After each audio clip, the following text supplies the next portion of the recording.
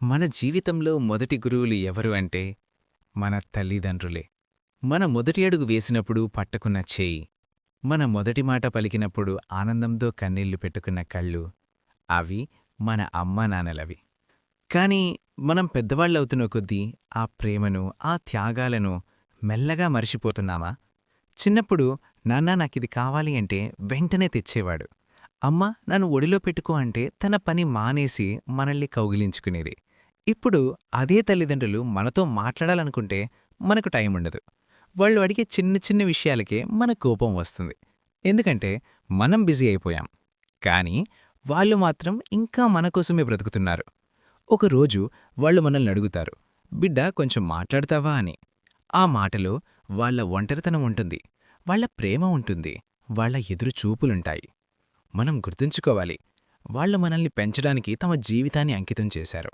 మన కోసం వాళ్ళు ఎన్నో కష్టాలు పడ్డారు. మన నవ్వు కోసం వాళ్ళు కన్నీళ్లు దాచుకున్నారు.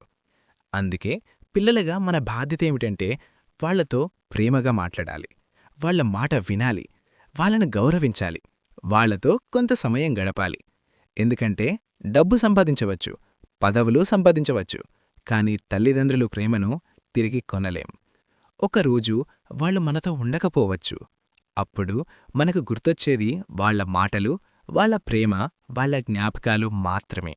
అప్పుడు ఇంకొంచెం ప్రేమగా ఉండాల్సింది అని అనిపించకూడదు. అందుకే వాళ్ళున్నప్పుడే వాళ్ళను ప్రేమించండి, వాళ్లతో మాట్లాడండి, వాళ్లను నవ్వించండి. ఎందుకంటే జీవితంలో తిరిగి రాని ఒకే ఒక్క విషయం మన జీవితం. ఈ వీడియో ప్రతి ఒక్కరికి గుర్తుచేసే ఒక నిజం: తల్లిదండ్రులు శాశ్వతం కాదు. మనకోసం ఎన్నో త్యాగాలు చేసినవాళ్లు, మన నవ్వు కోసం తమ బాధలను దాచుకున్నవాళ్లు, అదే తల్లిదండ్రులు. కానీ మనము బిజీ లైఫ్లో వాళ్ళను మర్చిపోతున్నామా? ఒకరోజు వాళ్ళు కాల్ చేయరు, మనము కాల్ చేసినా ఎత్తరు.